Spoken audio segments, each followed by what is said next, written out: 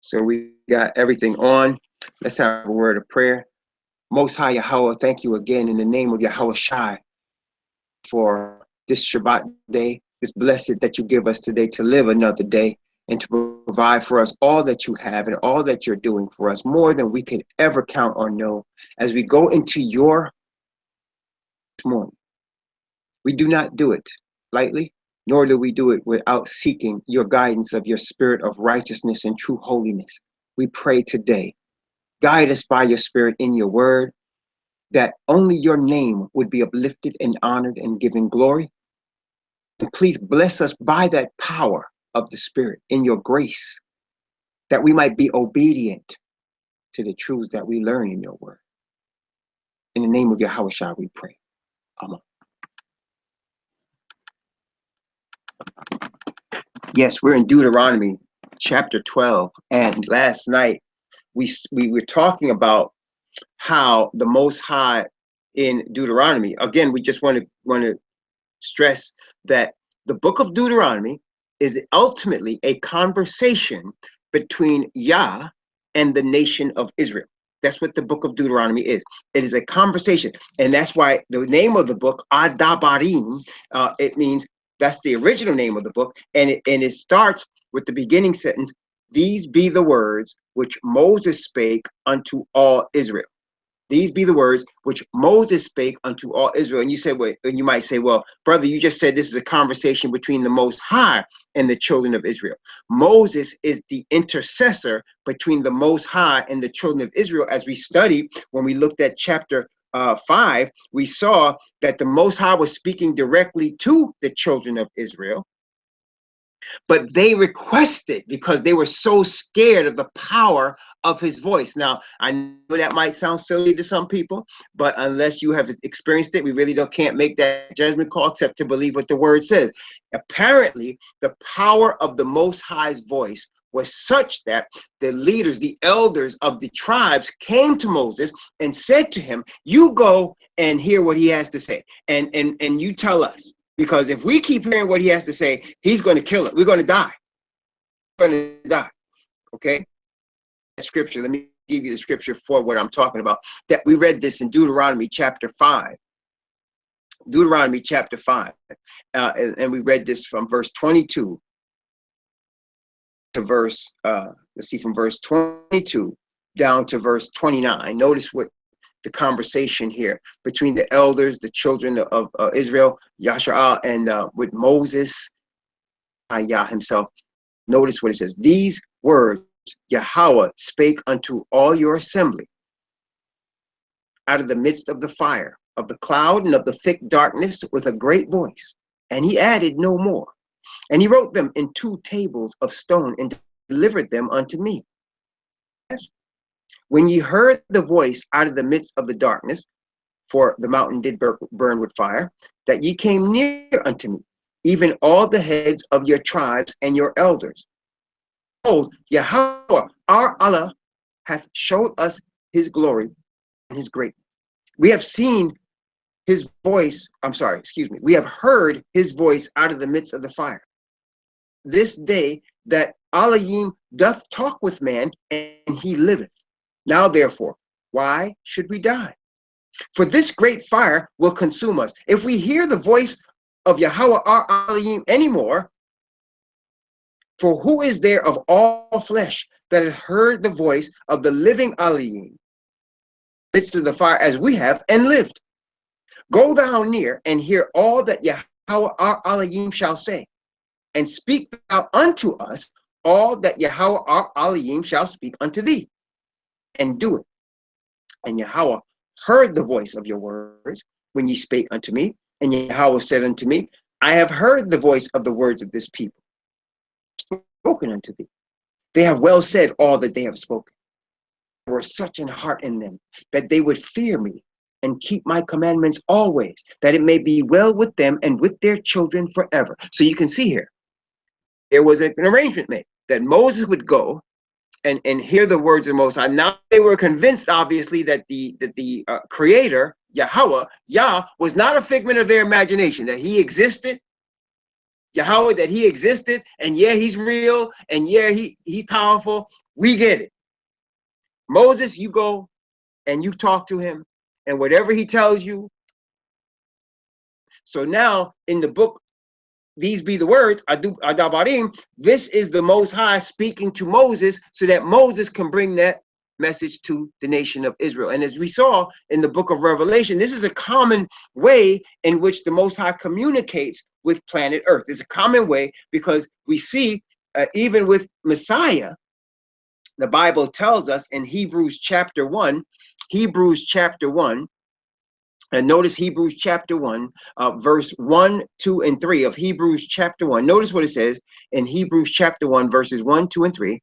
Yahweh, who at sundry times spake in time past unto the fathers by the prophets, hath in these last days spoken unto us by his Son, whom he hath appointed heir of all things, by whom also he made the worlds, who being the brightness of his glory and the express image of his person, and upholding all things by the word of his power, when he had by himself purged our sins, on the right hand of the majesty on high. So the Most High spoke to us in time past, to our fathers, through the prophets. We saw Moses. Of course, there's many prophets, Jeremiah, Isaiah, Ezekiel, Daniel, Amos, many prophets. He spoke to our fathers through these prophets, through David. And then he spoke to us through Messiah. Messiah is intercessor between us and the Father. He is what Moses was just a type of. Moses was an example of an intercessor. Messiah is the true intercessor. And what's the difference? Prophet of the Most High Yah. Messiah is the righteousness of the Most High Yah. Let me say that again. Moses is the prophet of the Most High Yah. Messiah is the righteousness of the Most High Yah. Why is there a difference? Because you and I are sinners. That's what we are. We are redeemed sinners. And either we are of the seed of Abraham, the bloodline, or we are grafted into the nation by faith or through faith.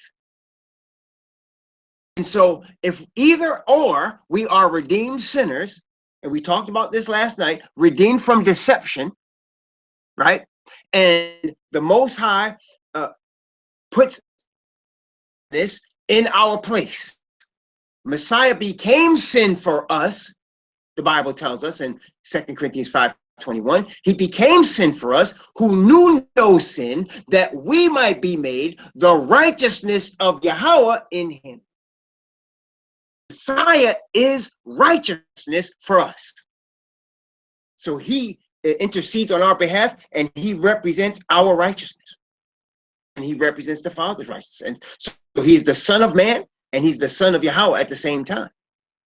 Now, when a message comes from the Most High Yah now, Messiah, to a prophet, see, and it comes to Messiah by his Spirit, right? He sends it by his Spirit, and angels with the Spirit bring it to his messengers on the earth. Now, we talked about what has the Father and the left for us now. We don't see the Father. We don't hear his voice from any mountain intercessor, so we don't see him. What do we have now that the Father has left that can speak to us about what his will is, about what his plans are, about what he wants and what he doesn't want? What do we have to us? Yes, we have his word. We have his Spirit. Amen. And he has said, he has magnified his word above all his name. And it makes sense that he would leave his word.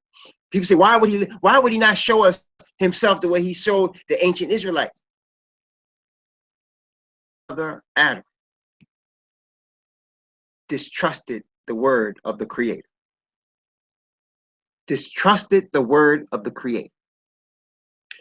Therefore, through Messiah, who is a representation of his word, the physical manifestation of his character and his word is Messiah, made flesh.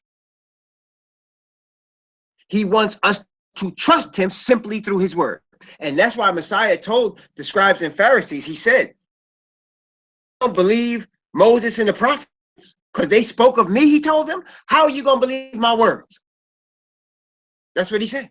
You don't believe Moses and the prophets? And you say, well, the scribes and Pharisees, how is it they didn't believe Moses and the prophets? Let me tell you why. In this very chapter of Deuteronomy today, Deuteronomy chapter 12 is going to tell us the same thing that Deuteronomy 4 told us, which is, or diminish from my word. Because when you add to my word or you diminish from my word, you don't have my word anymore. His nation, isn't that what he said? And you're going to see it again in chapter 12 today. He said, if you add to my word from my word, you don't have my word anymore. The scribes and Pharisees did just that. They added to his word and they diminished to his word, so they don't have his word. Therefore, by adding or diminishing to his word, they are proving they don't believe his word. Does that make sense to you, brothers and sisters? I know that was a lot of words, but does that make sense? So if you add or diminish from or to the word, not only don't you have the word anymore, you're saying you don't believe his word. Right? All Christianity has changed the word. They changed it. You say, how have they changed it? The physical word itself. I'm not talking about the actual spellings and all that. Doctrines of the word. For the scriptures never speak about an institution being developed by Messiah that was different than the law, the prophets, and the Psalms that was given to the nation. It never speaks about a new religion being brought forth, does it? I mean, I never read it. It never speaks about that. It only speaks about Messiah being the way. But that's never changed. Messiah has always been the way to the Most High, Yah. Okay? It was him that's represented as the lamb that was slain. So he's always been. Symbols, Messiah has always been the way to the Most High, Yah. That hasn't changed. Made manifest in the flesh. But he did not come to start any new religion. The Bible never says that. There's no religion in the Bible called Christianity. It's not in there. You please find me the place where it says there's this new religion called Christianity. Away with the prophets, and we're going to be keeping this new religion now. It's not in there. You could look to your blue in the face. It's not in there. See, people attack the Bible, but it is not the Bible's fault. Take it in their hands and start saying all kind of foolishness that's not even in there. That's not the Bible's fault. That's the wolves in sheep's clothing that we talked about last night. There is no religion in the Bible called Judaism. It's not in there. In the Bible that says Abraham is starting this new religion called Judaism. Is it? I never read that. Abraham was called by the Creator to follow the Creator. And the Bible says Abraham believed in Yahweh and it was accounted to him for righteousness. Abraham didn't found any religion. That's what human beings, men, you know, they try to break up these things, these new religions, and put words on them and put their stamp on it. Trying to exalt man. That's not the Most High. And the scriptures never speak of any Judaism, any Christianity. They speak of Yah. They do speak of Yah over and over and over again. The word Yahweh, YHWH, is thousands of times in the scriptures. Thousands of times. Okay, so that's in there. Name is what he said. By my name, Yahweh. That's in there. Okay, that's in there. Ahaya, Ashar, Ahaya. That is in there. Okay, that's there. But this other stuff, that's not there. All right? Not there. Why Jesus ain't there? Not in there. There ain't no European man with blonde hair and blue eyes and thin lips. It's just not there, man. Now, they do have what we call white people. Really, they're Caucasian, Germanic tribes of the children of Japhet. That's who they really are. One of them three sons of Noah, Shem, Ham, or Japhet. And most of your European tribes come from Japhet, right? And yet they're in there. They're in there, and they showed the history. They showed they come from Madai, which is now Madai is what you call like Soviet Georgia and Russia and Turkmenistan and all of that. That's Madai. Yep. And the Medes and the Persians, that's like, you know, your Iranians. That's that. Oh yeah, that's in there. It shows them. It shows after that the Greeks, and it shows their domination. It prophesied about the coming of Alexander the Great, prophesied about the Roman Empire. It showed all that, prophesied about them coming from the north and taking over the earth. It showed all that. It definitely showed all that. Ezekiel shows it. Revelation shows it. It's all in there. You know, it's all in there. That's in there. Somebody say, well, you know, you always talk about Jesus being black. Where are the white people in the Bible? Hey, they in there. No question, they in there. You say, what about the red man? He in there too. That's Adam. Adam, the Bible describes him, if you look at the word, it means ruddy. Ruddy, and if you look at it, it means being able to see the blood in the face. What does that mean? That's a reddish man. That's like, that's like if you ever see that red clay they have, like in Tennessee, that red clay they have in some places, that's Adam color. Dirt, right? There you go. He made out the dirt. Okay, there you go. So you got everybody covered in there. Everybody's in there.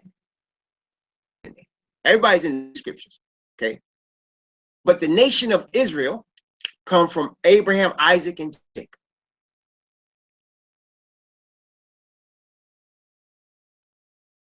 No, there was no Jew. Okay, let me explain this. Okay. The first thing there was Shem, Ham, and Japheth, the three sons of Noah. Okay, y'all got that? That was the first. The three sons of Noah come off out the ark, out the flood, right? Shem, Ham, and Japheth. And the Bible says by these three, the whole earth was populated. So every person on planet Earth come from one of these three sons. And all people on planet Earth come from Adam, right? Because Adam was the first man. So everybody come from Adam. And then it split up. Shem, Ham, and Japheth, three people, three sons of Noah come off that ark. They went in three different directions and they populated the planet Earth.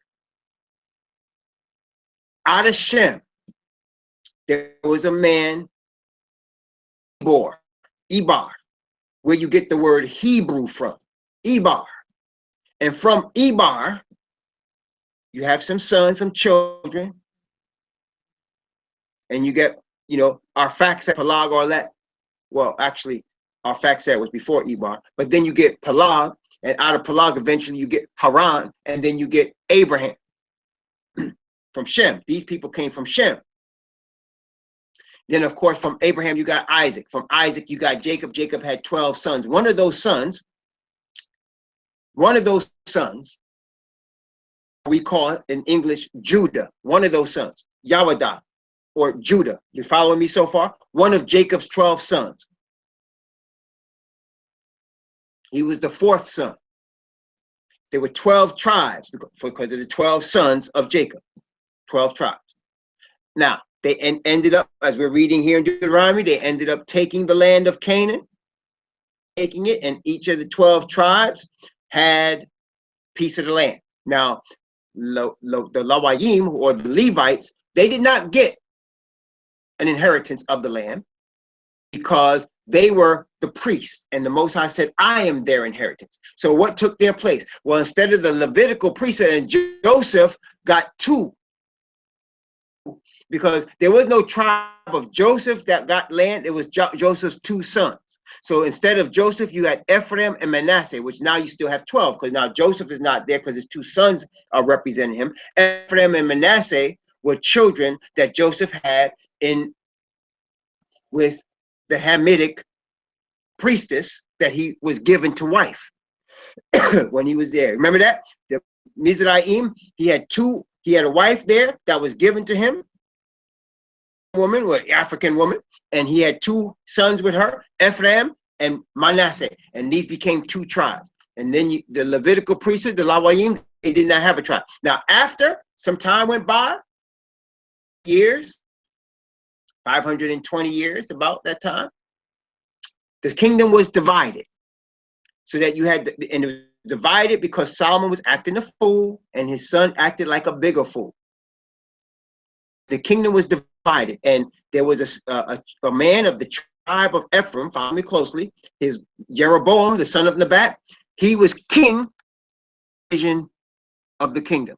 It was the 10 northern tribes, the northern kingdom. That was called Israel. Then you had David, Jeroboam, that was Judah and Benjamin. And they inhabited Jerusalem. That was called the southern kingdom. Around 700 BC, 600 or 700 BC, I can't remember exactly right now, but in that time frame, they were taken captive by the Assyrian army. The Assyrian nation displaced the whole northern kingdom and replaced them with Assyrians. They took over the land. Okay, the southern kingdom of Judah, and that's where you get the word Jew from, because they come from the southern kingdom of Judah. Does that make sense, brothers and sisters? That's where you get the word Jew from. They come from the southern kingdom of Judah. Now, all 12 tribes are not Jews, because they don't all come from the southern kingdom of Judah. That's only Judah and Benjamin. Said he's a Hebrew, he called himself a Jew because he was from the southern kingdom of Judah. And when Messiah came on the scene, that's all you had left was the southern kingdom. It was dispersed in 70 AD by the Roman army, and that was at least 300 years, maybe 400 years. Southern kingdom. So the southern kingdom was dispersed 400 years prior. Then the kingdom of Judah was dispersed later. Long time, right? 4 centuries went by after the dispersion of the. That's why they are more lost tribes in the southern, because the southern kingdom was dispersed in AD 70, and they went into Africa. And if you look at ancient maps of Africa, you will see several areas that are named after Judah. As a matter of fact, in Ghana, Africa right now, and you can look this up, in Ghana, Africa right now, there is a place on the seacoast of Ghana. They would hold slaves or people that were captured to be sold as slaves. And what did they call that place, that castle where they held the captured people that were destined to become slaves? They called it the Port of Judah. Actual definition, which they call it to this day, the Port of Judah. Why? Because it was the children of Judah that came from Jerusalem, made their way across Africa into West Africa, and settled in a place called Timbuktu, which was also later named by the Europeans as the Negro land, because that is where Negroes was, because Negro is a different group of people than Hamitic people. There's 2 separate groups of people. People think because they're all black, they're the same. No, there's Hamites that are black, and there's Negroes that come from black. 2 separate types of people. Okay, and so they called it the Negro land, and it was in West Africa. It was where you get Niger from, and Nigeria, which is also got the word Niger in it. There's 2 separate countries, and Niger itself, if you look it up in the Bible, it means black. That's what it means. That came Nigeria, and then there's another nation named Niger. And so you got Niger, Nigeria, Ghana, all them little nations, Cameroon, Sierra Leone, Cote d'Ivoire, which is Ivory Coast, all of those nations on the west coast of Africa, and of course Liberia, they are made up of former slaves or people that were of the tribe of Judah. The Igbo tribe, many of those tribes. Now, some of them, of course, are Hamitic, and that's why you have divisions and you have actual fighting between, like, the tribe of the Igbos and the tribe of the Yoruba tribe in Nigeria, because the Yoruba are made up mostly of Hamitic people and are of the tribe of Judah. That's why they got friction. They've been friction for centuries, and it's going to continue. That's it. I gave you the whole history right there, synopsis of the whole thing. So that's where you get Jew from. So in the Old Testament, the Jews were the southern kingdom.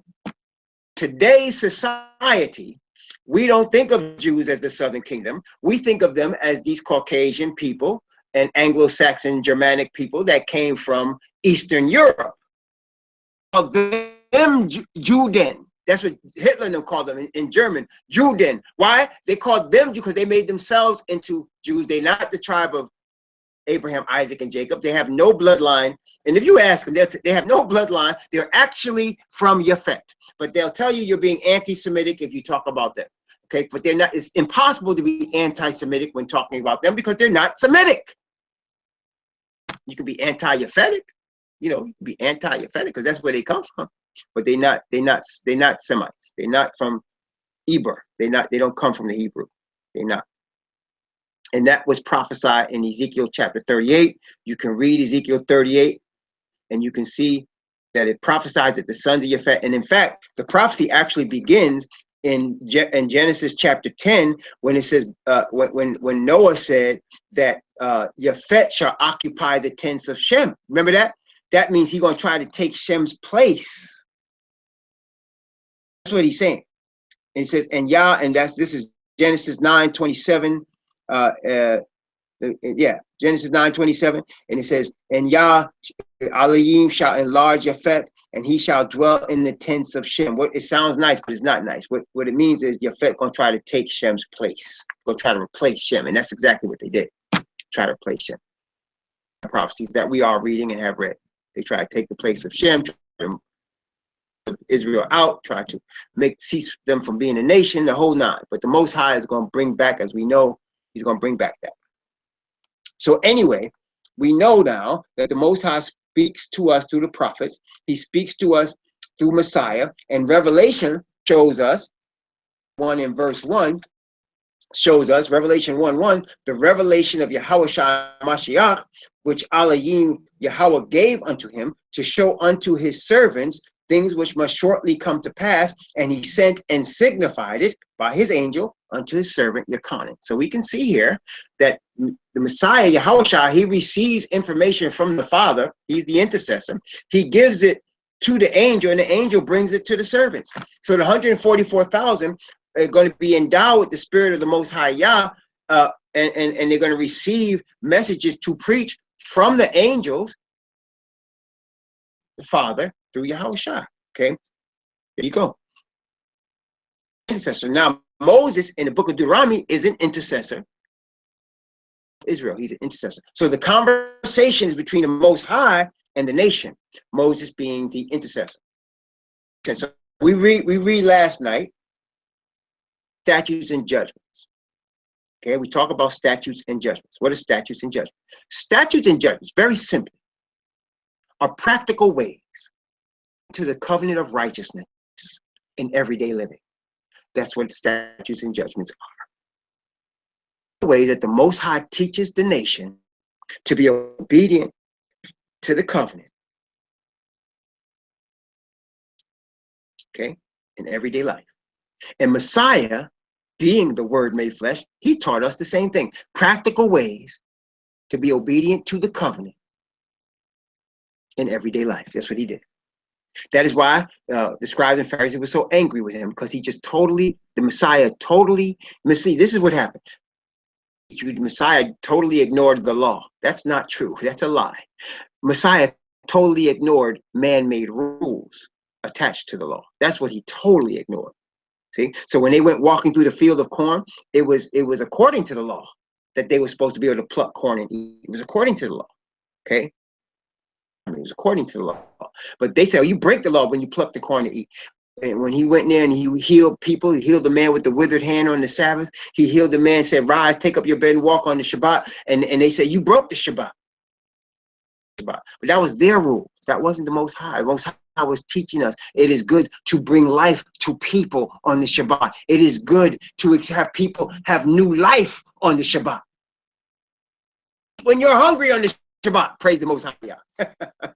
See, praise the Most High. So brothers and sisters, yeah, and they didn't like that. And that's the same thing the 144,000 are going to do. You see, in our earth in which we live today, the dominant culture on planet Earth, right? Whether we want to, really, this is the truth, whether you see it or not. But the dominant culture on the planet Earth is Western culture. Am I telling a lie or am I telling the truth? The dominant culture on planet Earth is Western culture. You guys understand that, right? I mean, that's obvious. And the dominant form in Western culture is European culture. Right? And the dominant religion in European culture is Christianity. Am I telling the truth or am I not? Is that the truth? Okay, so I'm telling the truth. So let's go over that again, just for the people listening. Culture on planet Earth, the culture everybody on planet Earth wants to emulate is the Western culture. It's the Western culture. And in the Western culture, the dominant people are the European people. They created and developed the Western culture. That's them, okay? Capitalism, the dominant economic system, was developed by Europeans, okay? Then, of course, the dominant religion in European culture is Christianity. That's the dominant religion. Christianity comes out of Rome. Rome is European, comes out of Rome. Dominant religion. So because you have a dominant culture, dominant religion, they dictate stuff, right? They do. They dictate what you can do, what you can't do. They say North Korea, you can't do this. They say you can do that. No, whatever. So what the 144,000 though? They are going to follow the culture, the religion, the belief system of the Most High Yah. Lie the problem. Because the devil wants his man-made culture dominant.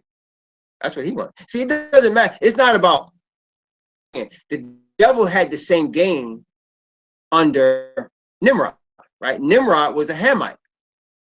On Nimrod, he had the whole earth on one speech, and he had them. They wanted one name, one religion, led by Nimrod, a pagan Hamite, after the devil.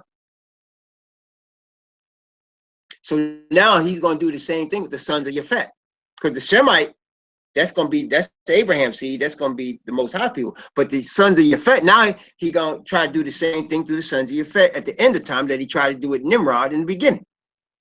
Now, but that's what he's going to do. And then the 144,000 are going to follow Yah and his word alone. The problem. Everybody to worship him, just like he did through Nimrod, he's going to do now in modern Babylon.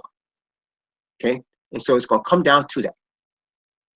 And so they're going to bring forth a message by his spirit that's going to alarm the leaders of the religions of the earth.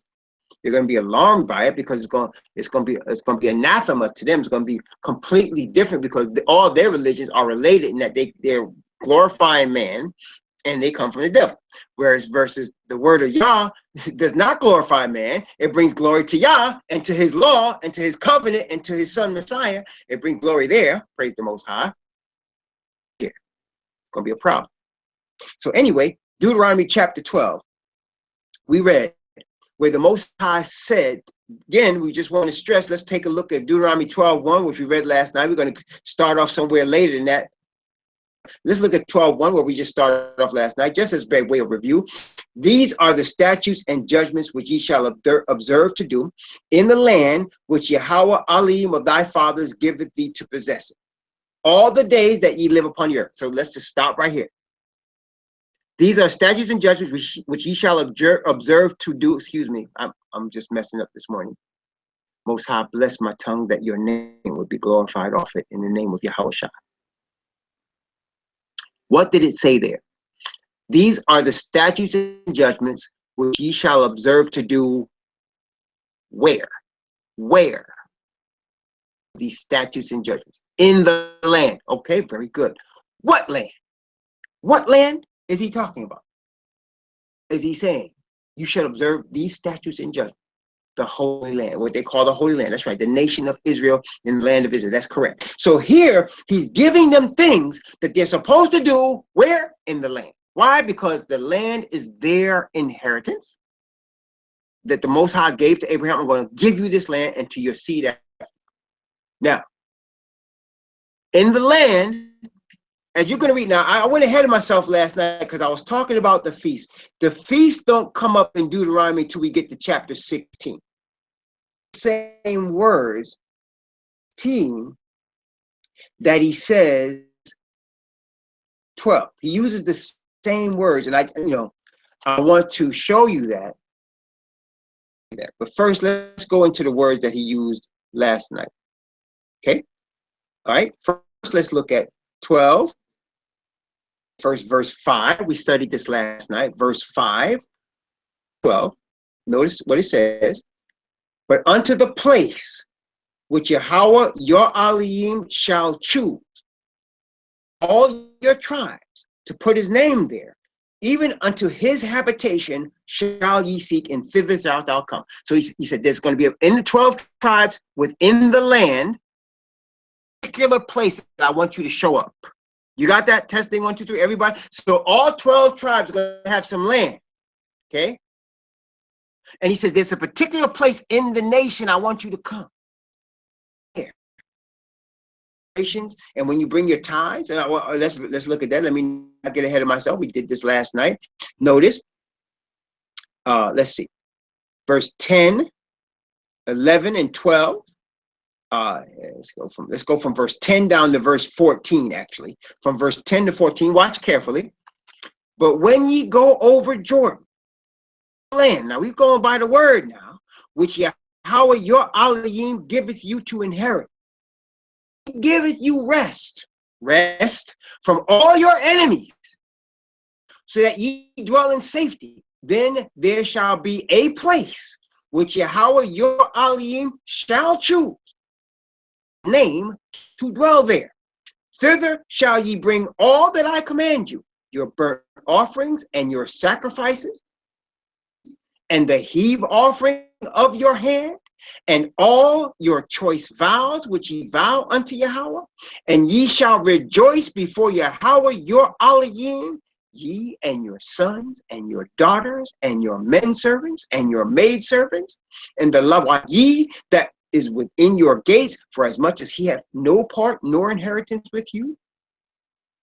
Thyself thou offer not thy burnt offerings in every place that thou seest, but in the place which Yahweh shall choose in one of thy tribes shall offer thy burnt offerings, and there thou shalt do all that I commanded. So you're getting this pretty plain, right? I'm trying to read it slow so everybody can hear it, but he keeps using this phrase, the place which Yahweh your Elohim shall choose. Did you see that? So there's a particular place that he wants them to meet to bring their tithes. They're going to bring the tithes there. They're going to sacrifice their sacrifices there. They're going to commit their vows there. It's a particular place. Now we read last night in 2 Chronicles chapter 7. Remember, we read that from, I guess we read from verse 14 down to verse like 20. He chose Jerusalem, where Solomon. But prior to that, when you read the book of Joshua, it was Shiloh. Well, where's Shiloh? It was in the land of Ephraim. Why Ephraim? Because that's where Joshua or Yahushua was from. That was his tribe. Yahushua, the son of Noam, of the tribe of Ephraim, Israel into the promised land. And so because he was the leader, they set up the Ark of the Covenant in Ephraim. Okay. But when David became king, David was of the tribe of Judah, and it was prophesied Messiah would come through Judah. So David took the Ark of the Covenant from Shiloh and brought it to Jerusalem until the destruction of Jerusalem. Okay, that makes sense. So now that's the place ultimately that Yahweh chose, and again we saw that kingdom is going to be a place called New Jerusalem. And in there going to be the tree of life. The throne of Yah is going to be there, right? And that's the place where we're all, and Zechariah tells us, where we're going to keep the Feast of the Tabernacles. We're going to go up to Jerusalem to keep the Feast of the Tabernacles. Zechariah 14 tells us that. Okay, now I want you to see now, looking at that which we just did, I want to show you that. 16, now we're going to come back, of course, and read chapter 16 in great detail, but I want to, just for this point, I want to show you something. Of the book of Deuteronomy. I'm going to read from verse 1 down to verse 6. Watch carefully now and listen for those words, the place which he shall choose. Watch this. The month of Abib, and keep the Passover unto Yahweh thy Elohim. For in the month of Abib, Yahweh thy Elohim brought thee forth out of Egypt by night. Therefore sacrifice the Passover unto Yahweh thy Elohim of the flock and the herd in the place shall choose to place his name there. Thou shalt Eat no unleavened bread with it. Thou eat unleavened bread therewith, even the bread of affliction, for thou camest forth out of the land of Egypt in haste, that thou mayest remember the day when thou camest forth out of the land of Egypt all the days of thy life. And there shall be no leavened bread seen with thee in all thy coast 7 days, neither shall there anything of the flesh which thou sacrificest the first day at even remain all night until the morning. But sacrifice the Passover within any of thy gates, which Yahweh thy Elohim giveth thee. But at the place which Yahweh thy Elohim shall choose to place his name in, sacrifice the Passover at even, at the going down of the sun, at the season that thou camest forth out of Egypt. You see that? So there's a specific place to keep the Passover. As you're going to read when we read the rest of Deuteronomy 16, that same place is for all the feasts. You can't keep a feast anywhere you decide to. Are you guys following me so far? Testing 1, 2. I know this is hard for some people because they all into the feast and this is all new to them, and I get it. Like I said, I mark the days of the feast. I mark them. But why do I mark the days of the feast? Because one day we're going to keep the feast. One day we're going to keep it. And see, it's called a feast. Listen to it, brothers and sisters. It's called a feast. People say, there's a feast of trumpets. Ain't no such thing as no feast of trumpets. We're the first day of the 7th month to alarm the people to prepare for the 10th day, which was a day of affliction, brothers and sisters. No, you can't keep the feast nowhere on this planet Earth because we're not in the land. And the feast is, listen to the word now. A feast is a celebration, is it not? A feast is not a day of mourning. It's not a day of fasting. A feast is when you have music and dancing and celebrating. That's what a feast is. You can't keep feasts in the enemy's land. You can't keep feasts of celebration and promised land freedom in the land of captivity. You can mark the time and say, yes, we're gonna one day keep it in the land. One day we're gonna be in the land. But you can't say you keeping no feast here. The day when Messiah delivers us to the land. Keep feasts. We are. There's no question. The scriptures are plain in that regard. We're going to keep feasts in the land. But right now, we're in Babylon, man.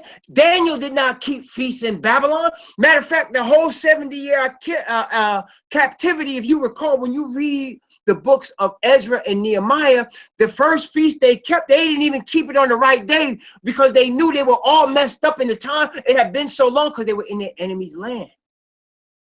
They kept it like in the 2nd month and the 8th day. They messed it all up. Read it for yourself. It's in there. Didn't even keep it right. They couldn't because they was all messed up 70 years in Babylon. Okay? But we're going to keep the feast and we're going to keep it properly and we're going to definitely rejoice and we're going to praise the Most High Yah. And there's going to be no sin. There's going to be no death. We're not going to have any debt. Blessing, man. Oh, yeah. But right now, and you remember what Messiah said? Messiah was telling them, the enemies, he was telling his enemies, he said, he said, John the Baptist came neither eating or drinking, and you guys said that he crazy, that he is a devil. I come eating and drinking, wine bearer and a glutton, right? And then he said, and then they came to him and they said, well, how come the disciples of Yachanan, they're always fasting? Your disciples never fasting. Remember what he answered them? He said, is with them. They don't fast. He said, but when the bridegroom is taken from them, what did he say? He said, when the bridegroom is taken from them, he said, they shall fast in those days. That's what he said. I'm going to find that scripture, but that's what he said. He said, when the bridegroom is taken from them, that's Matthew chapter 9. Let's take a look. He said, when the bridegroom is taken, and what does that mean? See, right now is the time of fasting and prayer. We're not in the land. We're in our enemy's land. And listen, question, honestly, just be honest with me. Don't front because I'm teaching, right? Be honest. I ain't gonna, I don't break on you if you don't agree with me. Y'all know me like that. But listen, Are we not living in a corrupt system? Is not the systems of politics and economics on the planet right now corrupt? Isn't it? Isn't it not unfair? Isn't it totally unfair? Isn't it always geared toward the rich and powerful, and it goes against the poor? Doesn't it? Unfair. And so, brothers and sisters, because we live in a world that's like that, are fasting and praying because we want the kingdom to come, because that's going to be the most fair. Everybody gets treated right. That's going to be where everybody is happy. You understand? Matthew chapter 9, Matthew 9, 14, and verse 15. Matthew 9, verse 14 and 15. Notice what the Messiah said. Then came to him the disciples of Yachanan, saying, why do we and the Pharisees fast oft, but thy disciples fast not? And Yahushua said unto them, can the children of the bride chamber mourn as long as the bridegroom is with them? But the days will come when the bridegroom shall be taken from them, and then shall they fast. See, we can't keep feasts in our enemy's land. We should be fasting and praying. Remember what Ezekiel 9 said. Set a mark, said the Most High, on the heads of those that sigh and that cry for all the abominations done in the midst thereof. Isn't that what it said there? Notice what it said, Ezekiel chapter 9. We're supposed to be doing, we're supposed to be praying for righteousness. We're supposed to be praying for holiness in ourselves to get the sin out of us. We're supposed to be praising the Most High because we know he's going to do it in us. And we're supposed to be looking for the day when the kingdom comes and there's no more of this unfairness. There's no more of this war for profit. There's no more diseases that men make in laboratories and put on people. There's no more of that. Of all of that. You see? And no more ignoring the obvious wrongs. And that's what people have to do. Tell me the truth. People try to willfully ignore what they're seeing in front of them because they don't want to actually face it. Cognitive dissonance, right? They don't want to ignore the unjust that they see. That's why, like, when a black man gets slain in the street, they start making excuses right away. Oh, he was an evil man. Or he was robbing the store. Or he should have got shot. They try to appease their conscience instead of saying an unarmed man just got slaughtered. They don't want to say that. Just because it's a black man, it's because they don't want to acknowledge the unfairness and the inequity and the injustice that is happening on planet Earth right now. Okay, every day in Afghanistan, and I got friends in people. If you're not Muslim, they kill you, they persecute you, they try. You don't get treated right if you're not Muslim. You know, I mean, all over the world, there's unjust things happening. People getting bombed, people getting shot, people getting stabbed and raped, and we don't want to ignore it because we don't want to deal with it. We don't want to deal with it. But notice Ezekiel chapter 9. And this is for his chosen people. Notice what happened. He said in Ezekiel 9, I'm going to read Ezekiel 9, 3, down to verse 4. Just two verses. Ezekiel 9, 3 and 4. Notice what it said. And the glory of the Elohim of Israel was gone up from the cherubim, whereupon he was of the house. And he called the man clothed with linen, his inkhorn by his side. And Yahweh said unto him, go through the midst of the city, through the midst of Jerusalem, and set a mark upon the foreheads of the men that sigh and that cry for all the abominations that be done in the midst thereof. Now, this was talking about the Jerusalem, it's talking about the land, but there's future worldwide applications. Because why? How do we know that? Because the nation is scattered. The Bible did tell us the nation was going to be scattered. So here we are scattered in all the lands in which we are. It's all around us. There's paganism. There's idolatry all around us. All around us, there's people being murdered and raped. There's children living in houses right now being molested by fathers. There's things going on. There's sex slaves. There's young kids that are being snatched off streets right now, and they're being sex slaves to rich people. It's happening all over the earth, brother. Unjust is wickedness all over the planet.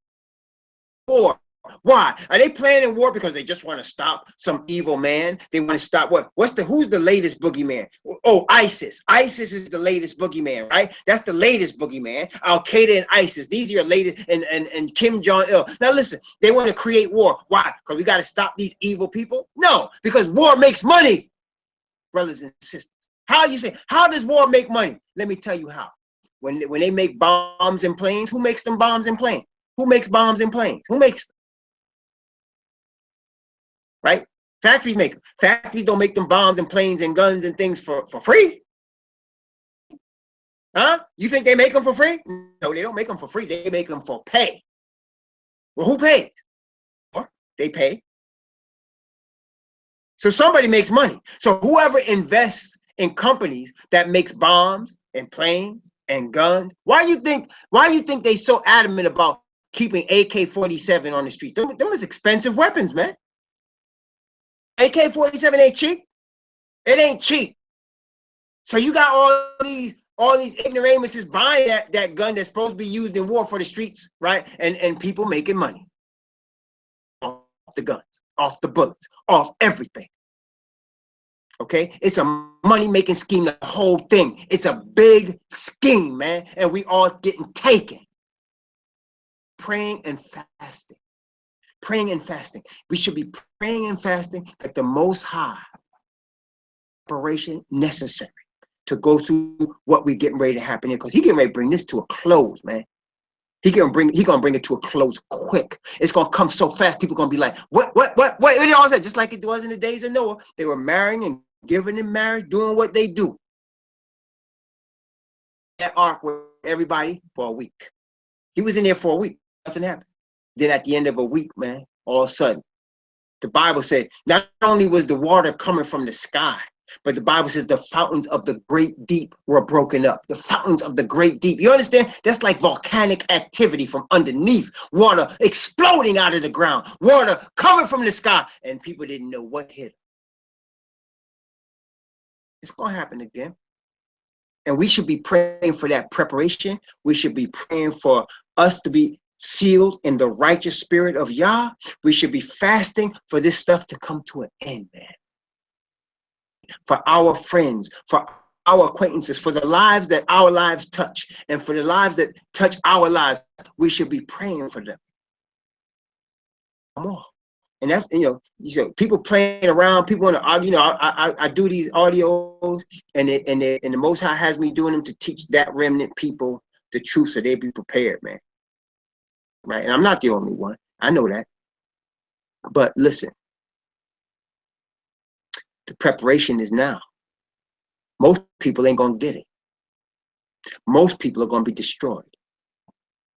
Okay? Most people are going to be lost. He will protect and seal those that are His. He promised that. It ain't according to how strong you are and how young you are. He will protect and seal those that are His. Yahushua, was 110 years old. So when they came into the land, man. 100 when they came into the land. Moses was 120 when he got to the borders. See, age don't mean nothing to the Most High. He can keep you alive as long as He wants to. That don't mean nothing. He wants you to take care of yourself. You're alive as long as He needs to. He put people to sleep according to His wisdom. Some middle age, He does it. It's not ours, it's His choice, right? Prepare. It's now a preparation time. Fasting and praying. The bridegroom is not here. He's interceding for us. For his bridegroom not here. He said when He's not here, we won't fast. That's what we're supposed to do. So stressed. Just talking to Sister Josie about this last night, and her sister, Sister Jackie, just talking to them last night about this.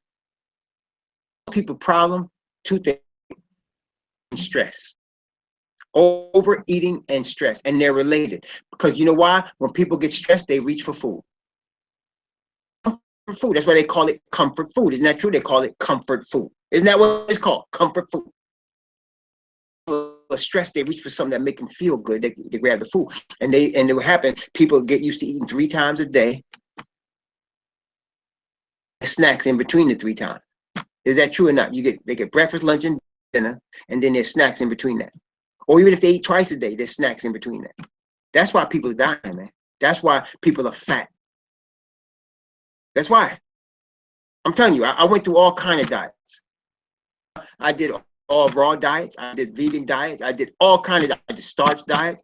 And I'm telling you, the greatest health, eating less. That's, and you know, and it would help me to eat less.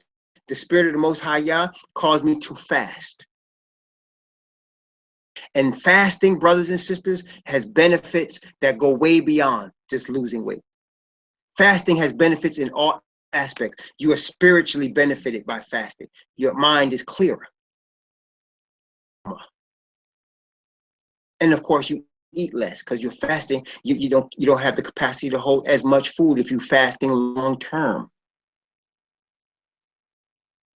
The Spirit of the Most High can speak to you. The most clear times that he spoke to me was times when I was fasting. Before I got married, I'm getting married, not because I was nervous about my wife. I was nervous about me being ready. He was telling me, you ready, but I didn't believe him. And I fasted twice a week. I was a young man, and then I was hearing from him clearly. This woman, I've given her to you. Go forward. And I took his word and did it. But I had to be fasting to get that message. Okay. When I needed to know where to move my family in 2001, I was all confused. I was definitely angry because I was like, where you want me to go? I don't know where you want me to go. I started fasting. He led me to New Hampshire. New Hampshire. I would have never chosen that state, but he led me to go there. That's where he led me, from fasting. And it was definitely the place we were supposed to go.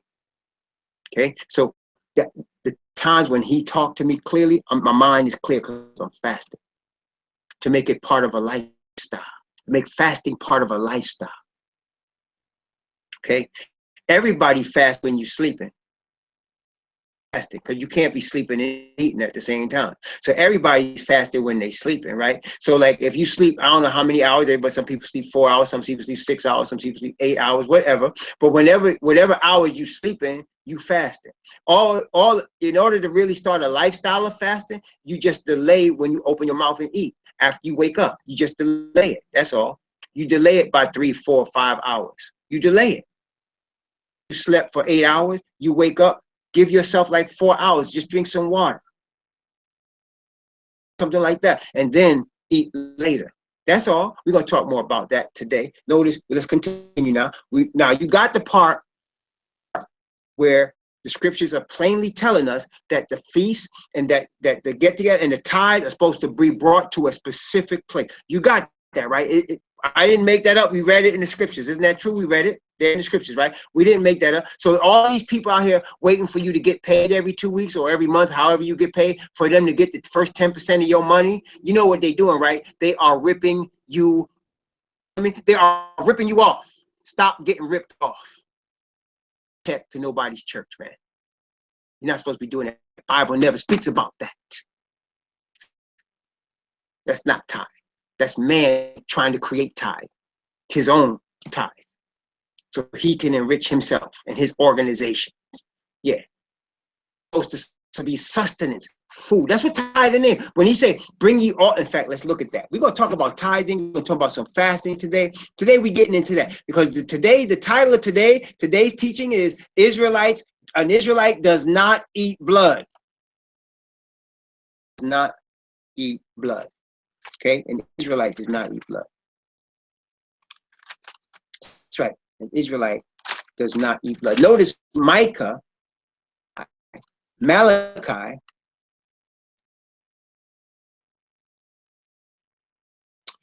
going to read Malachi.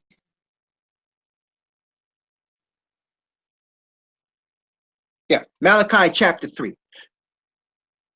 I like to read. I mean, when I was going to denomination church, the SDA church loves to read. They don't read a lot of scripture when they're supposed to be in the churches, but they'll read this one, man. Notice this one here. Malachi chapter 3. Chapter 3. Going to read from verse 8. Well, Malachi chapter 3, from 8 to verse 12. This is what they read in all these Christian churches, even the ones say there's no law. Notice what they read here. See, religion is about controlling your conscience, brothers and sisters. That's what religion is about. The Most High Spirit is supposed to be the thing control your conscience, but they use religion to try to control your conscience, to put fear in you so that you do exactly what they say and it can reach deep in your pocket. Notice what it says here. Will a man rob Yah? But ye say, wherein have we robbed thee? And in offerings. You are cursed with a curse, for ye have robbed me, even this whole nation. Bring ye all the tithes into the storehouse, that there may be meat. And prove me now herewith, saith Yahweh of hosts, if I will not open you the windows of heaven and pour you out a blessing, that there shall not be room enough to receive it. And I will rebuke the devourer for your sakes, and he shall not destroy the fruits of your ground, neither shall your vine cast her fruit before the time in the field, saith Yahweh of hosts. All nations shall call you blessed, for ye shall be a delightsome land, saith Yahweh of hosts. So no, let's talk about what it's actually saying here. So he's saying tithes into a storehouse. What was the storehouse that they were talking about? It was the temple. Bring the tithes to a specific place. They're supposed to bring them to Jerusalem, and the temple was the storehouse. And there was going to be, he said that there may be meat in my house. The word meat is the Hebrew word that means food. It doesn't necessarily mean an animal flesh. It means any type of food that may be eaten. That's what meat means in the Bible. Any type of food that may be eaten. When they're talking about eating meat that we say today, they'll say flesh. They'll say the word flesh. But here, when they're talking about meat, they're talking about food. So they had food being stored in Jerusalem. Why? So the poor that can come to Jerusalem, when they have no food, they can come to Jerusalem and get food. Are you following me? Testing 1, 2, 3. And he said, you're robbing me, because he said, he that taketh care of the poor lends to the Lord. That's what it says. If you give to the poor, you give to Yahweh. And we saw here that last night where he said, you're going to take care of your poor. You're not going to be slack to give the poor what he's supposed to get. You're not going to be slack to give the servants what they're supposed to get. Remember we read that last night? Take care of the poor. Because he said, if you don't take care of the poor, you're robbing me. So that's what the scriptures are actually saying. And he's saying, if you take care of the poor, and he said we're going to read that in the book of Deuteronomy, as well as what we read here in Malachi, because it's in both of those places. He said, I'm going to bless you if you take care of your poor. I'm going to bless you and take care of you. That's what he said. If you take care of the poor, I'm going to bless you, is what he said. And he done with that scripture. Well, let me tell you. The storehouse has become your local church building. The storehouse has become your local church building, your denomination. That has become the storehouse. And the tithe has not become food anymore. It has become checks. Notes. Is that true or not? It has become checks and Federal Reserve notes. It has become money. So the storehouse has become your local church, and checks and money and coins have become the food. Not for the poor. He says for the Lord. Well, really, it's for your pastors, your conferences, your elders. It's for them. Teach you lies, which is what they do. Teach you lies. Teach you to stay in the denomination so you can keep paying.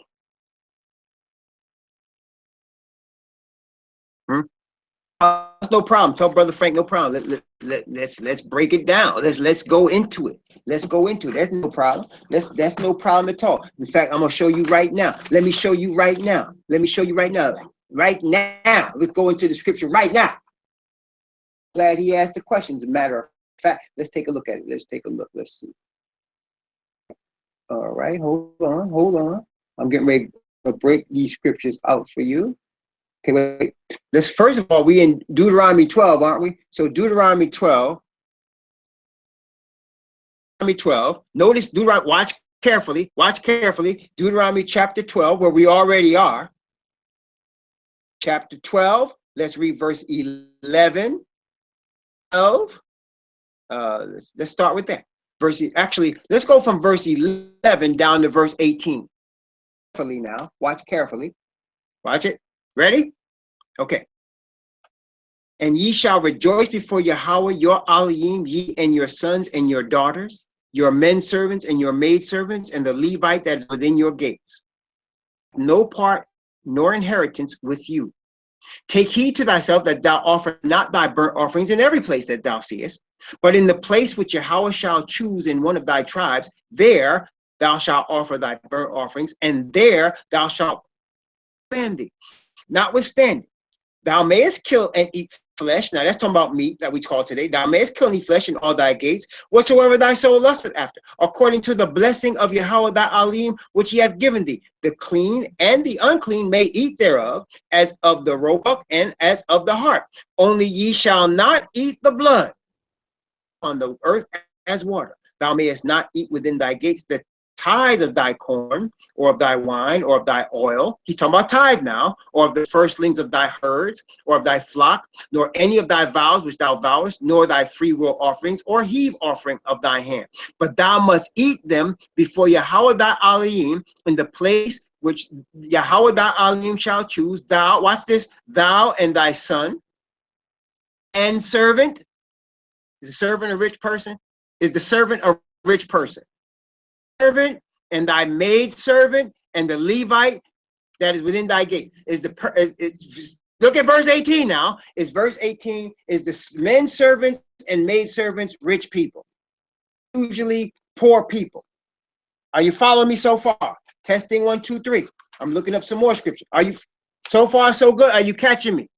You get okay? So they're not rich people. They're usually poor people. There's one for Brother Frankie right there. Wait a minute. Get you some more. I'm gonna get you some more. I'm gonna get you some more. Just bear with me one moment. I'm gonna get you. Hold on here. Okay, wait. Same book of Deuteronomy, chapter 24 of the book of Deuteronomy, chapter 24. I'm going to read chapter 24. Let's look at chapter 24 of the same book of Deuteronomy. We're talking about tithes now. All right, chapter 24, Deuteronomy 24. Okay. Deuteronomy chapter 24. I'm going to look at verse 19. 24, 19. Watch this. Deuteronomy 24. Verse 19 down to verse 22. Again, talking about the poor. When thou cuttest down thy harvest in thy field, and forgot a sheaf in the field, thou shalt not go again to fetch it. The stranger, and for the fatherless, and for the widow, that Yahweh thy Ali may bless thee in all the work of thy hands. See how he said, bless the poor, and I will bless you. When thou beatest thine olive tree, thou shalt not go over the boughs again. It shall be for the stranger, for the fatherless, and for the widow. When thou gatherest the grapes of thy vineyard, thou shalt not glean it afterward. It shall be for the stranger, and for the fatherless, and the widow. And thou shalt remember that thou wast a bondman in the land of Egypt. Therefore I command thee to do this thing. So you see how he say the fatherless, the widow. That's what it's supposed to be for. Wait a minute. We're not finished. We got more. Wait a minute. Chapter 26. Deuteronomy chapter 26. We're not finished yet. 26. Deuteronomy 26. Watch this. Tell Brother Frankie to watch this next one very closely. Tell him, Sister Josie, watch this very closely. This is exactly what he's asking for. Deuteronomy chapter 26, 12 and 13. Watch this closely now. Tell Brother Frankie. Deuteronomy 26, 12 and 13. Very closely. Watch this. Okay, ready? When thou hast made an end of tithing all the tithes of thine increase, the third year, which is the year of tithing. See, every 3 years was tithing. It unto the Levite, giving the tithe unto the Levite, and to who? Who else? The stranger, and to who? The fatherless, and who? That they may eat within thy gates and be filled. For Yahweh, I have brought away the hallowed things out of my house, and also have given them unto the Levite, and unto the stranger, and to the fatherless, and to the widow, according to thy commandments, which thou hast commanded me. I have not transgressed thy commandments, neither have I forgotten. To get the tithe, can you please repeat that? What it say there? I have hard of hearing. What tithe? Who is it? It said the Levite, the stranger, and the widow. Did you all see that? No. Do you see that? Y'all catch that? Didn't say pastors, elders. No, stranger, the fatherless, the widow. Huh? Y'all follow me? Okay. See, that's where your tithe is supposed to go. And it's not supposed to be money. Money, right? It's supposed to be food. It's supposed to be food, right? Okay. But did he see those two verses, Sister Josie? Did he see those two verses? He was asking for verses. Did he see those two verses, 26, 12, and 13? Did he see that? It's right there, man. I gave him 3.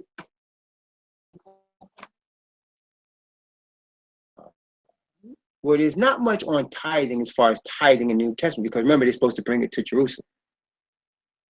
And stuff to Jerusalem. The Apostle Paul talks about that. But yeah, we'll go into more. Lesson we talk about tithing, but I want you to understand 2 things with regard to tithing. Number 1, is not originally supposed to be money. Y'all got that? It's supposed to be food. It's every 3 years, not every time you get a paycheck, you're supposed to be cutting money out and giving it to somebody. Sisters, let me explain also. Let me go a little further for y'all. Let me go a little further. Listen carefully. Every 3 years is the year of tithing. Every 3 years. They're supposed to save it up. And then every 3 years, they're supposed to bring it. They're supposed to save it up and bring it every 3 years. Now, look.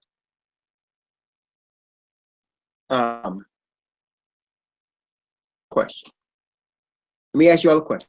Okay, here's the question. When the children of Israel and of Canaan and took it, did they have any mortgages on their land? On the land. When they came to take the land, was there any debt on the land? No debt on the land. Okay. Came to take the land. Okay. What did they have to buy seed and stuff to plant? Did they have to get seed to plant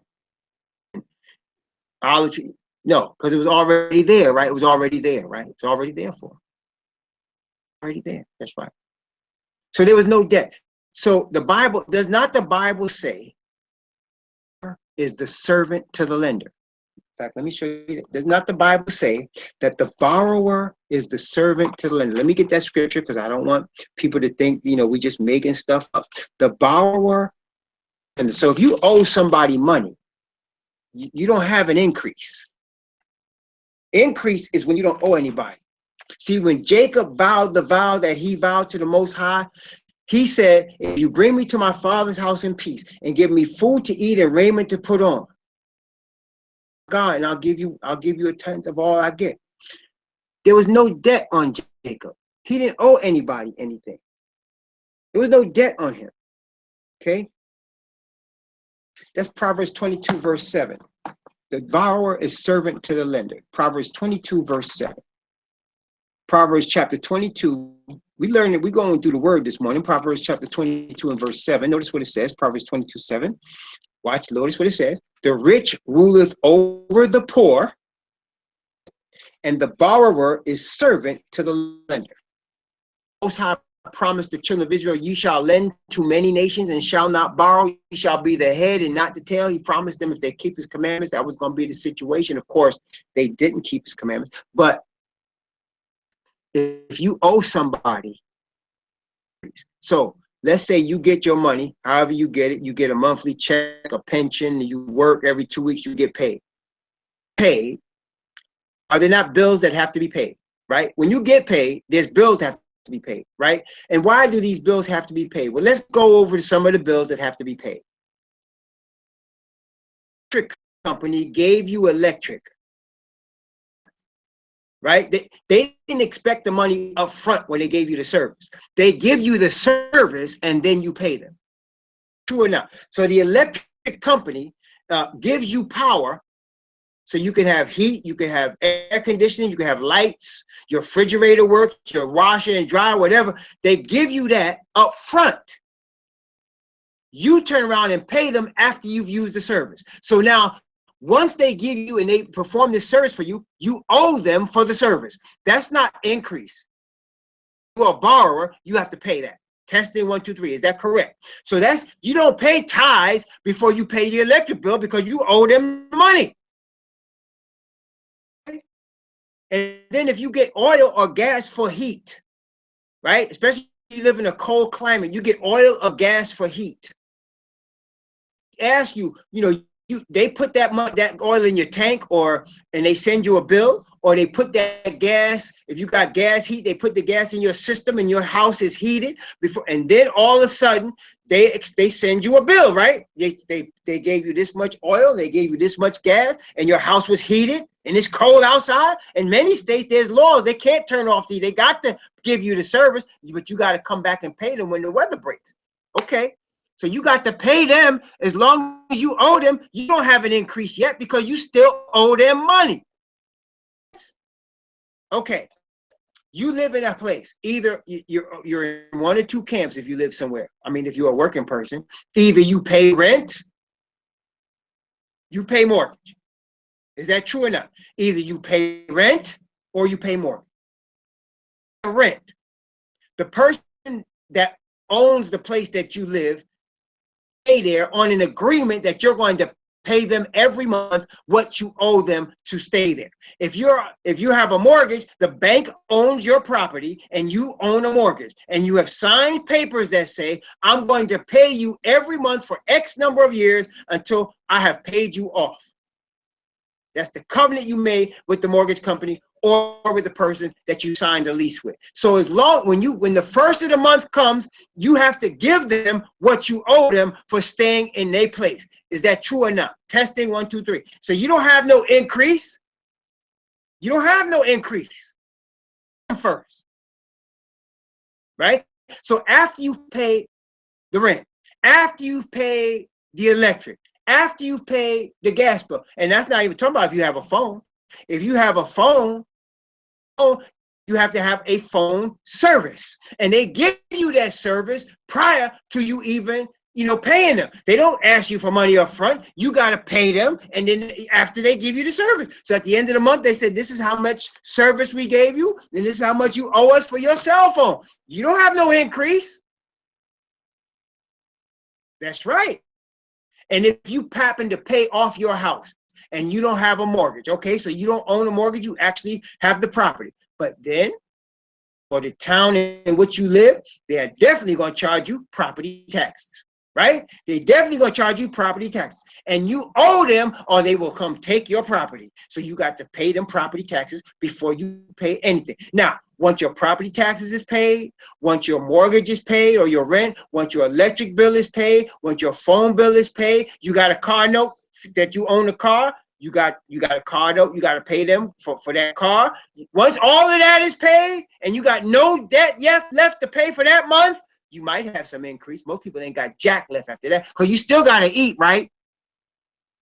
To pay him, and you don't even eat and you starving. Jacob said, if you give me food to eat and raiment to put on, then I'll pay you. That's what Jacob said, isn't it? Well, wait a minute. Let's make sure. I don't want to make stuff up. I want to make sure I'm repeating exactly what Jacob said, because I don't want people to think I'm just misinterpreting stuff, because there's gonna be a lot of angry people out here. Why? Because I'm taking money from their churches when I'm telling you don't give it to them, because they're just notice. In let's see, let me see here. Wait a minute. Jacob. We in Genesis. We in Genesis chapter. Let's see. Genesis chapter 28. That's where we at. Genesis chapter 28. Watch this now. Genesis 28. Yeah, well, you're getting ripped off, Brother Frankie. Tell him he getting ripped off. He ain't doing right. He ripping off. He getting ripped off. Not right there. Tell him he's wrong. Notice again, Genesis chapter 2. See, because this is the thing, brothers and sisters. This is the thing. Don't let churchianity and Christianity teach you how to do tithes. Let the Bible teach you. You hear what I'm saying? Testing 1, 2, 3. Don't let churchianity and Christianity teach you about tithing, because they're just ripping you off. Look at the scriptures. Look at the scriptures. Notice what it says. Genesis chapter 28, 20. Verses 20 down to verse 22. Genesis 28 from 20 to 22. Notice what it says here. Watch this. And Jacob vowed a vow. That's serious. Whenever a person in the Bible makes a vow, they got to keep the vow. The Most High will require it. So he vows a vow saying, if Elohim will be with me in this way that I go, and will give me bread to eat and raiment to put on, so that I come again to my father's house in peace. Then shall Yahweh be my Elohim, and this stone which I have set for a pillar shall be Elohim's house. And all that thou shalt give me, I will surely give the tenth unto thee. That's the promise. He didn't say, I'm just going to give you the tenth because as soon as I get anything, it's yours. He didn't say that. He said, well, you give me food to eat and raiment to put on. Now, wait a minute. You get some money, right? You got to pay your electric bill. You got to pay your phone bill. You got to pay your heat bill. These are things you owe. This stuff you owe. You got to buy food to eat. Once you get done with all that, if you got money left over, now you got increase. Therefore, it's for the Levite, the fatherless, and the widow. Well, wait a minute. Ain't no Levite around here now. The Levite are not here. They know Jerusalem for you to send that money to. So what now? The fatherless and the widow, are they still here? Yes. Yes, they still here. There you go. They still here. There you go. You follow? Testing 1, 2, 3. You got me? You got me? Let me see. Most people are too poor to really return. I know I am. I'm too poor to return tithe. I'm poor. By the time I pay my rent and my car note and the phones and the electric and the gas and the food, I ain't got no money. I got no money. But so I've seen people that are in much worse shape than me, and by the grace of the Most High, I have, purchased groceries for them. I've done it. But it ain't because I'm tithing. It's because I don't, I know I have food. They didn't even have food. I've seen people that are in their 70s and 80s, man, struggling to make a decision whether to pay the rent. Really seen that a lot in Washington, D.C. And so those people, in worst case to me, I got food. I know I got enough to get some food. So I give them.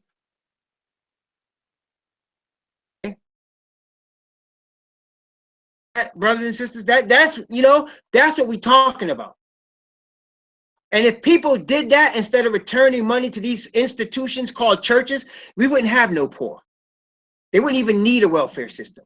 If all of these people that write checks and give money to these Christian churches decided to give to poor people in poor places that live in trailer parks, or people that are poor that live in inner cities, if people decided to give money to help with just food, don't even give money, give them the food. That's right. There you go. It's true. See, so y'all got the tithe system. Y'all got the tithing system. The Most High's tithing system was to protect the poor. That's what it was. It was designed. Poor were taken care of. That's what the tithing system is for. It's designed to make sure the poor are taken care of. Now, in the economy in which we live in this day and age, most people are poor because we all work for somebody. See, in the days of Israel, employed. They were farmers, right? Or like Messiah, they were carpenters, or they did, different types of work that they were self-employed in. Work for somebody, they were considered a servant, right? And most of us work for somebody, so we are servants. Okay, some of us make more money as servants than others, but we are all servants. Some of us have mortgages or rent to pay, so you don't own jack. You don't own nothing. If you own your house without a mortgage, you better pay them taxes. Better pay them taxes. See, better pay the taxes. And if you have a car and you end up paying off the note, generally you got to pay a lot of money to keep the car running, because by the time the note is over in the car breaking down. And you gotta pay to keep it running, right? You got to pay a mechanic to keep it running, right? So most people in this earth, the way the Satan system is divided between wealthy and people that it's the haves and the have-nots. That's the way the system is, man. It's the haves and the have-nots. Well, that's the thing, Sister Josie. First off, you're supposed to save the money. Remember, tithing is really every 3 years. You're supposed to save the money, right? You're supposed to save the money. But if you see somebody that's in a worse situation than you and they have need and you're able to give them something, see, if you're able to take food out of your, see, that's why the Bible says, let's look at this. Let's look at this in Isaiah. We took at Isaiah chapter 58, right? Look at Isaiah 58. And notice what it talks about, the type of fast that the Most High wants the children of Israel to do, the type of fast. Notice what he says in Isaiah chapter 58. I'm going to read from verse 1 down to verse 6, actually verse 7. This is the reason he tells them to fast. Also, notice he said, cry aloud and spare not. Lift up thy voice like a trumpet, and show my people their transgression, in the house of Jacob their sins. Yet they seek me daily, and delight to know my ways, as a nation that did righteousness, and forsook not the ordinance of their Elohim. They ask of me ordinances of justice. They take delight in approaching to Elohim. Wherefore have we fasted, say they, and thou seest not? Wherefore have we afflicted our soul, and thou takest no knowledge? Behold, in the day of your fast ye find pleasure, and exact all your labors. Behold, ye fast for strife and debate, and to smite with the fist of wickedness. Ye shall not fast as ye do this day, to make your voice to be heard on high. Is it such a fast that I have chosen? A day for a man to afflict his soul? Is it to bow down his head as a bulrush, and to spread sackcloths and ashes under him? Wilt thou call this a fast, and an acceptable day of Yahweh? Watch verse 6. Is not this the fast that I have chosen? To loose the bands of wickedness, to undo heavy burdens, to let the oppressed go free, and that ye break every yoke? Is it not to deal thy bread to the hungry, and that thou bring the poor that are cast out to thine house? When thou seest the naked, that thou cover him, that thou hide not thyself from thy own flesh? You see, if you have food in your house and you got food in your cupboard and somebody don't, and you take some food out of your house and you give it to somebody because they don't have any, that's the fast he's talking. If you're going to eat that day and you decide not to eat, and the money that you was going to use to buy food for yourself that day, you use that money to go buy food for somebody else, that's the fast that he's talking. You see what I'm saying, brothers and sisters? That's what he's talking.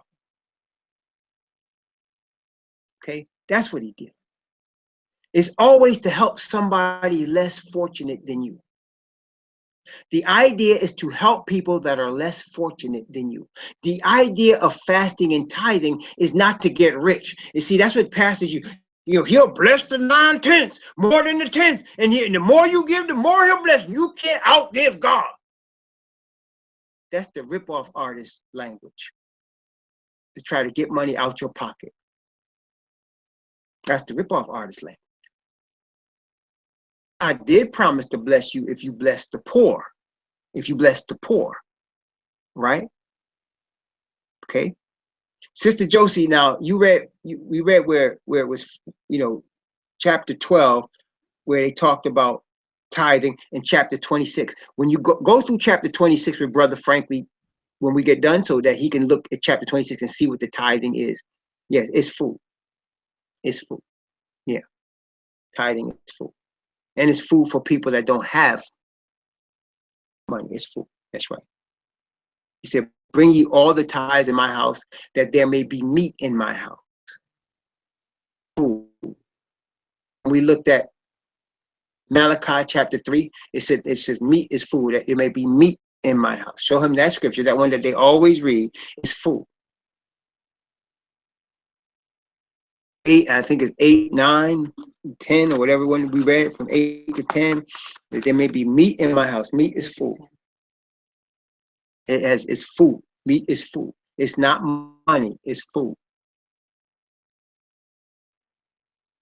But see, churches have brainwashed people into thinking meat is money. Isn't that right? So when they read that in the churches, people think, oh, I'm supposed to write a check.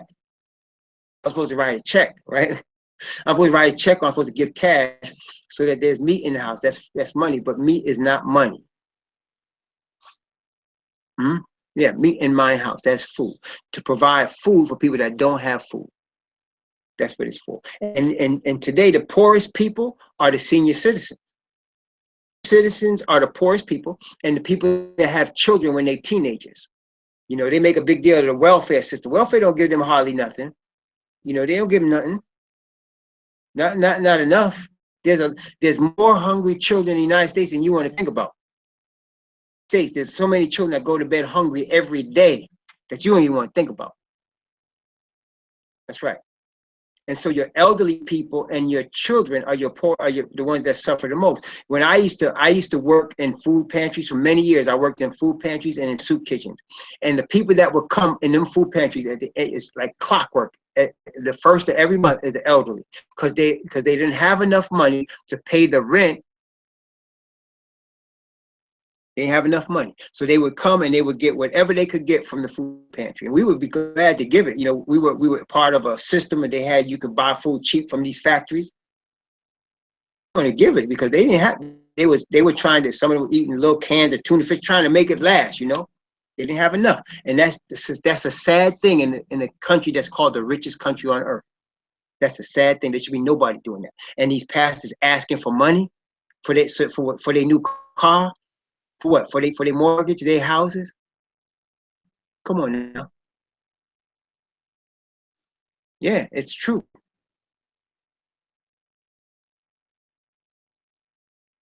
That's right. Anyway, let's continue. So we were in Deuteronomy chapter 12. So y'all got that part, right? You got the tithing part. Now you got that, right? So then he's saying, don't eat any blood. Let's look at that. Chapter 12, verse 16. Deuteronomy chapter 12, verse 16. He says, only ye shall not eat the blood. Ye shall pour it upon the earth as water. It says that. Notice again, Deuteronomy chapter 12. Deuteronomy chapter 12. We're going to start at verse 21. And we're going to go from verse 21. We're going to read from verse 21 down to and he's repeating the same thing from verse 21 down to verse 27, Deuteronomy chapter 12. If the place which Yahweh thy Elohim hath chosen to put his name there be too far from thee, then thou shalt kill of thy herd and of thy flock, which Yahweh hath given thee, as I commanded thee, and thou shalt eat in thy gates whatsoever thy soul lusteth after. Even as the roebuck and the hart is eaten, so thou shalt eat them. The unclean and the clean shall eat of them alike. Only be sure, for the blood is the life. Thou mayest not eat flesh. Thou shalt not eat it. Thou shalt pour it upon the earth as water. Thou shalt not eat it, that it may go well with thee and with thy children after thee, when thou shalt do that which is right in the sight of Yahweh. Only thy holy things which thou hast, and thy vows thou shalt take, and go in unto the place which Yahweh shall choose. And thou shalt burn offerings and flesh and the blood upon the altar of Yahweh thy Elohim. Sacrifices shall be poured out upon the altar of Yahweh thy Elohim. Thou shalt eat the flesh. At the side of the sacrifice, you could eat the flesh, the good flesh, but the blood and the other parts, and it goes into that in Leviticus very detailed. Even in the New Testament, Acts chapter 15, when the Gentiles were coming into the truth of the Israelite Messiah, when the Gentiles were coming into the truth of the Hebrew Israelite Messiah, when they were coming, they were also taught.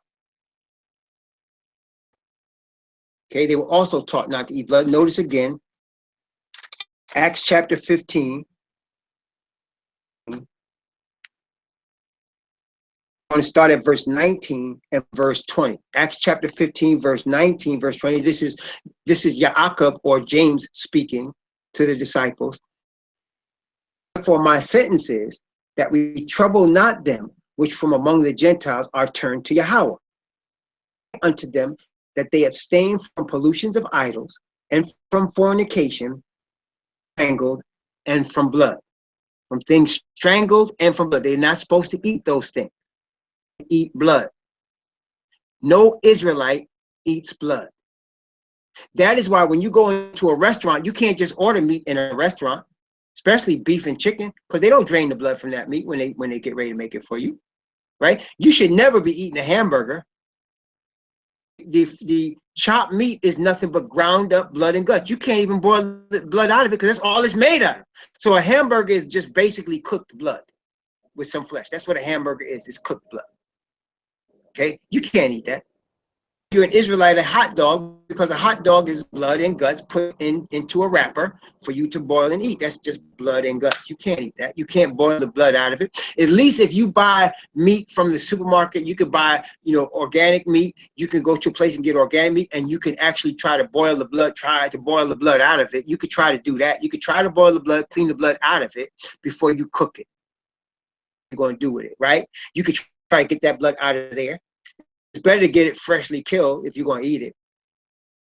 Like if somebody has a farm and they raise chickens and they kill the chicken and they eat it, right? That's the healthiest thing, because now they can kill the chicken, they can drain the blood right away, they can get the feathers off it, and then they can, you can have that. That's going to be the freshest meat you're going to get. Or a deer, because a deer is in the wild. A deer is in the wild, and if they kill a deer and eat it, they can kill it, they can dress it right there. And most of these cats do it, but they don't, you drain the blood out of it right away, and then you go ahead and you boil the flesh, and you make sure you got the blood out, and you got the shoulder, the chest, the thigh muscles, that you could eat that. It'll be your food, right? Okay, but you're not going to eat its internal organs. You're not going to eat its internal organs, not liver, not kidneys. You're not eating the heart of the animal. You're not eating the lungs of the animal. You're not eating the intestines of the animal. Organs, right? So that's how you do it. If you're an Israelite, that's how you do it. That's why when you go to a restaurant, really, you can't order their meat. You can't. You can order anything else. You can have the pasta. You can have, rice. You can have salmon. I sometimes have salmon. You can have salmon. Salmon's fish. You can have clean fish. You can have clean fish. Clean fish is nothing. Hard to get fish wrong. So when they kill the fish, and I'm not even an expert fisherman, and I know this, they cut out the guts and stuff from the fish.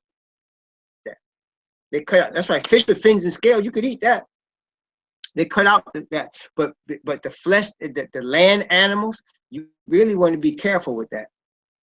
There was a problem with the Gentiles when the Gentiles started coming into the truth in the New Testament, that the Hebrews didn't want to eat with them because they didn't know if they were going to prepare the food properly. If they were going to prepare the food properly, right? Yeah, I got that. So and Paul had to break on them and say, listen, they're following the law like we taught them, and they're going to do the right thing. They said, what that was his shoulder in the shambles eat for conscience sake. He wasn't talking about just eating anything. He was talking about that which the Gentile believers sell. You can eat that. Okay, that's it. But you're not supposed to eat blood. That's Old Testament, that's New Testament. Don't eat the blood. Yeah, so there you go. That's true also, Sister Elaine. But I'm just saying, if you're going to eat meat, fish would be the safest bet. No, of course not. No, you can't eat pork. The Bible tells you, what does the scripture says? Don't. So you can't do that. But you have to not eat the blood is what we're talking about today. Obviously, there's foods that we shouldn't eat. We'll get to that in chapter 14. We're talking about blood. And even animals that the scriptures say you can eat, your turkeys and your chicken, you got to make sure the blood is out of them.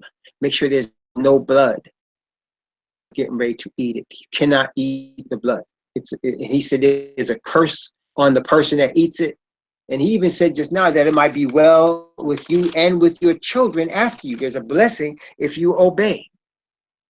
The diseases today, overeating, a lot of the stress comes from eating blood. A lot of stress comes from eating blood. When you eat the blood of an animal that has been slaughtered, you taking on stress.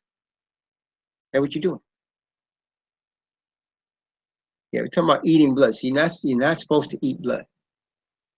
Yeah, we'll deal with the pork and what we're supposed to eat as far as the animals in chapter 14. But right here, we're talking about not eating blood. And not only that, brothers and sisters, that the Bible tells you the best times to eat. The Bible tells you the best time to eat. Did you know that it tells you the best time to eat? The Bible actually tells you. Do you know that? Now, in our Western culture, the most important meal of the day. In the Western culture, what do they tell you is the most important meal of the day? Western culture, what do they tell you is the most important meal of the day? What do they say? It's called break fast. They eat it in the morning, right? It's called break fast, and they eat it in the morning. Is that true? It's called break fast. Use the words break fast. Why? Because when you're sleeping, you're fasting, and they tell you to eat it in the morning. Okay? But what does the scriptures say? What does the scriptures say with regard to that? Okay? Let's look at the book of Ecclesiastes. Ecclesiastes chapter 10. Ecclesiastes chapter 10. See, I'm gonna give you something here. This is not only the Most High tells you what to eat, what not to eat, tells you even what the best times to eat are. Tells you what the best times to eat. Now, there's exceptions to this. People work different hours. I know people are going to tell me, I work third shift, or I work this, or I work that, and I got to eat at this time and that time. But I'm talking about the majority of people that wake up in the morning and do what they do during the day and go to bed at night. And to you. And if you work third shift and you get up at night to go work, and I used to do that. I did that many years. I know what that's about. Around that as well. But we're talking about most people, okay? So let's see. In Ecclesiastes chapter 10, I'm going to read verses 16 and 17. Ecclesiastes chapter 10, verses 16 and 17. Woe to thee, O land, when thy king is a child, and thy princes eat in the morning. Art thou, O land, when thy king is the son of nobles, and thy princes eat in due season, and not for drunkenness. So he says, it's a curse when you eat in the morning. But why? Because people that eat in the morning usually eating several times all day, right? So it's a curse when you eat in the morning,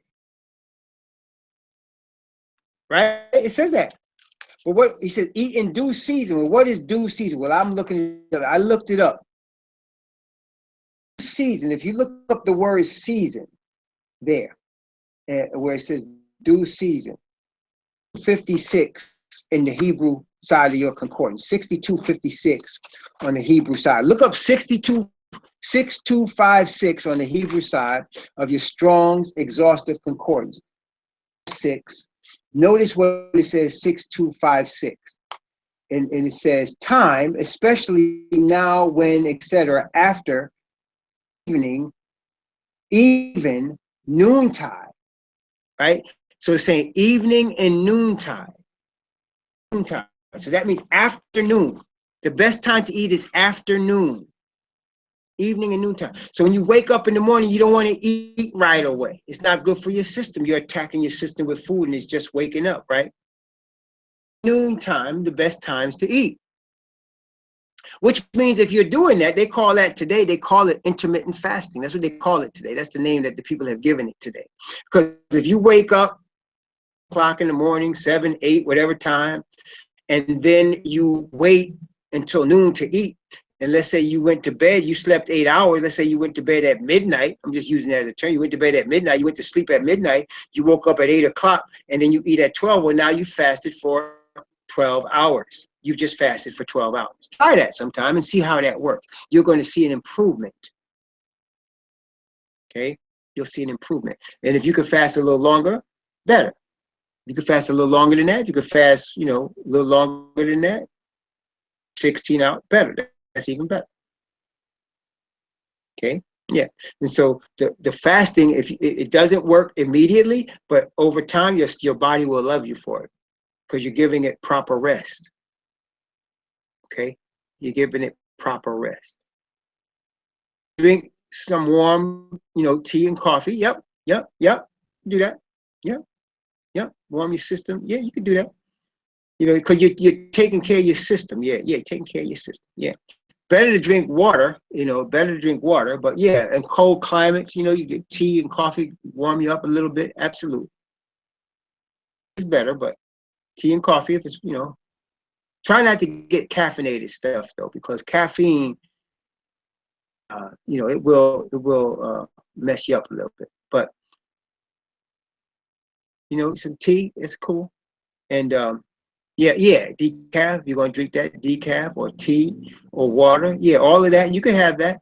But, you want to give your system the rest. And then, right? Does that make sense, brothers and sisters? And that's what the Bible calls eating for strength. That's what it calls eating for strength. And so a lot of problem today comes with people. So, you get to a certain time and you stop eating, so what time do you get up, right? What time do you get up? And it also depends how long do you want your fast to go for. I recommend a 16-hour fast. So if you're going to get up at 8, go to bed at midnight, right? Is that what time you usually go to bed, Sister Josie? Midnight? Do you go to bed at midnight? Yeah, so if you go to bed at midnight, you should probably eat at noon time or 1 o'clock afternoon. After 12 noon is when you should eat. 16 hours would be, you see, 8 plus. Yeah, after 12 noon, well, 2 o'clock, 3 o'clock, 4 o'clock, that'd be better. And then you eat like over a certain period, right?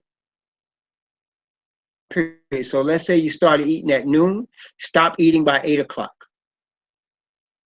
8 o'clock, right? So you eat like over an 8-hour period you eat, and then you stop eating. Yeah, stop eating by 8. So you eat from 12 to 8, and that's it. That's it. You stop eating after that. Eat what you want, and then stop eating at 8 o'clock. Eat what you want during the 8-hour period, but then stop eating, right? And then from 8 o'clock until next day at noon, you're fasting again, right? So you're fasting again. So there you go. Intermittent fasting, but that's the Bible talk about eating for strength and not for drunkenness. Every day.